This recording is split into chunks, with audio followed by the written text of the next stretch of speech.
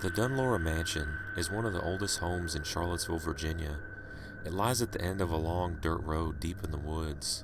In 1900, the mansion was passed to a woman many people believed to be a witch. Back in the 1920s, the woods behind the home was the perfect place for camping. It was public land, but the witch rumors about the mansion's new owners made many people leery of spending the night nearby. Those who did dare to camp in the woods near the mansion were very careful not to cross into the property. One summer, 6 Boy Scouts and their scout leader were camping in the woods near the mansion.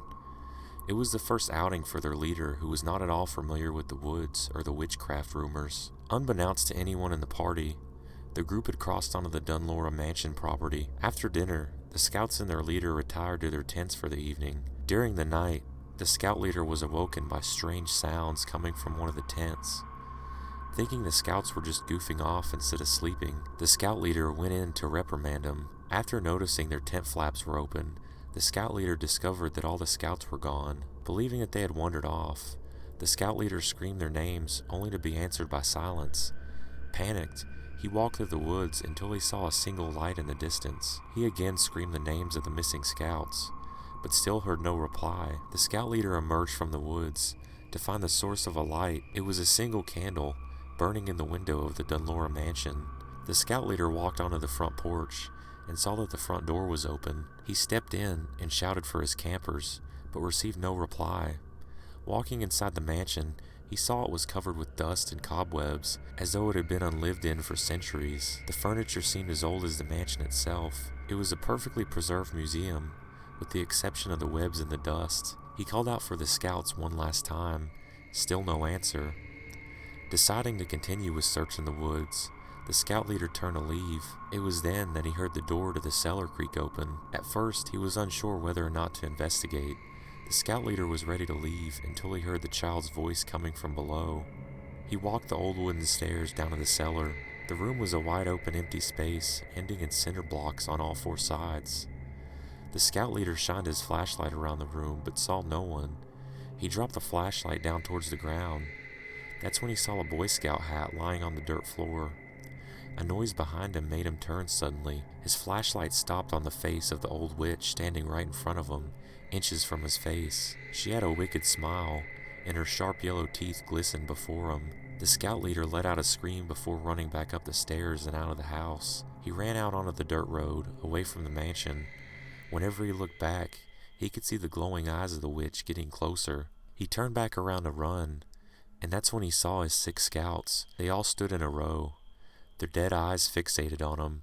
All 6 had their stomachs slit open, their guts pouring out of their bodies and spilling onto the dirt road.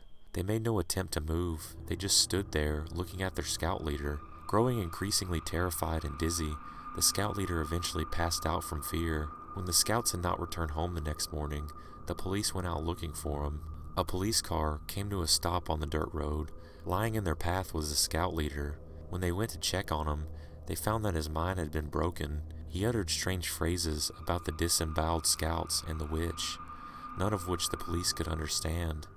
They placed him in their car as they went back to look for the missing scouts. It didn't take long before they stumbled upon the campsite. Looking inside the tents, the police saw that all the scouts had been disemboweled with their bodies still resting on the top of their sleeping bags. As they investigated further, they saw the half-burned remains of their guts still smoldering in the fire. Next to the fire, sticking out of a log, was the scout leader's own bloody knife. The scout leader was immediately arrested for the murder of the 6 scouts. Finding him clearly insane, he was sentenced to spend the rest of his life in an asylum. As strange as this all was, it was still not as strange as what happened 1 month after the incident. 7 full-grown trees had suddenly appeared along the road leading up to the mansion. At the end of the new tall straight trees, there was one twisted and crooked tree. To this day, those 7 trees still stand alongside of the road. The locals believe that the souls of those 7 scouts are still trapped in each one of those trees. They also believe that the 7th tree holds the tortured and twisted mind of the scout leader who fell victim to the witch at the Dunlora Mansion. How's it going, guys? I hope you liked that little story, urban legend, creepypasta, whatever you want to call it. I found that online and just figured I'd share it with you guys. I didn't really want to throw it in a video with other stories. I just figured it'd be better on its own, because it's kind of a unique story to say the least. I found it online. Actually, someone else found it online and they sent it to me. If you want to know more about it, you can check into it. But that's partial of the reason why I'm posting this video. The other part is I wanted to give you a quick channel update to everybody, all my subscribers. Want to let you know what's going on, what I'm about ready to do with the channel. So basically what I'm going to do is I'm actually changing the name of the channel. Right when this video gets posted, it's no longer going to be ETA Paranormal. I hope y'all don't get too mad at me. It's just for I'll go into a brief explanation here in just a second, but I'm not going to say the name of what I have in mind. One, because I haven't attempted to switch it yet, and I don't want to say the name and it be wrong. But I have two names in mind, and they're pretty cool. So I'm going to switch that, mainly just to be a little bit more accurate, I guess, with the name of my channel. Even though I do a few like paranormal creepy stories, it's not really a paranormal based channel. Even though I do like the paranormal, and I like to do research, watch videos, listen to stories, whatever. But I started this channel more or less just to start a channel, kind of, if that makes any sense. Back in, I think it was fall of 2013, if I'm not mistaken. I think it was fall of 2013. And basically the reason I started it was me and two of my friends. We went on this little like ghost hunt in this old creepy cabin back in Virginia. It was an old like Civil War era cabin, and we spent the night in there. We did like a little mini ghost hunt. I had this little spirit box, PSB 7 spirit box. They use it on Ghost Adventures. I'm not really sure if any of you are familiar with it, but just kind of went around with that and see if we could get anything. And there was a few things, but nothing really that stuck out. Me and my buddy Alex and my buddy Eric. Alex, he's not a believer in the paranormal whatsoever.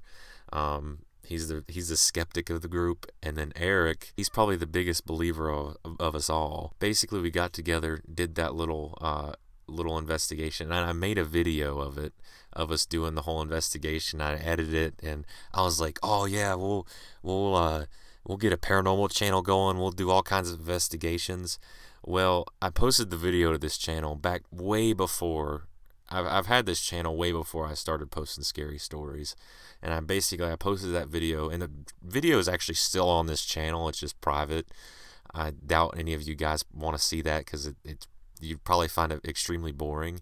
But hey, I mean, if you want to see it, just let me know in the comments, and you might get a kick out of it. Who knows? The reason for the name ETA Paranormal, Eric Thomas, which is me, and then my buddy Alex, it was sort of like an abbreviation of that. And then paranormal, because we want to be paranormal investigators, I guess you could say. Back in I think it was June, I posted my Scary Stories Volume 1, or True Scary Stories Volume 1, whatever that is. Looking back, that video, I hate watching that video because it makes me cringe about how bad I was at narrating. And I'm still getting better. I still have some flaws and stuff that I'm working on, but at least I hope I'm getting better. And I kind of did that. I made that video with no real intentions of starting a horror channel, like a Scary Stories channel or anything. And when I posted that video, it started getting views. I started getting some subscribers, and then like a couple weeks later, I was all the way up to like maybe like 100 or some subscribers. And I was like, maybe I could actually go somewhere with this. So I just kept on posting videos, and it kind of grew. Like I said, I posted that video with no real intentions of doing anything with the channel, and then it just kind of happened. So I'm actually changing the name to be a little bit more accurate. Basically what I want to do is, I want to do scary stories. I'll do paranormal stuff, and in the near future, I want to go to some cool locations and check out some old insane asylums, and check out some old prisons and stuff like that. I got some plans this summer to do some of that stuff for the channel. But anyways, thank you for all the subscribers that support my channel, and please continue to share and like my content. It really helps to grow the channel, and like I said, it means a lot. So thank you guys.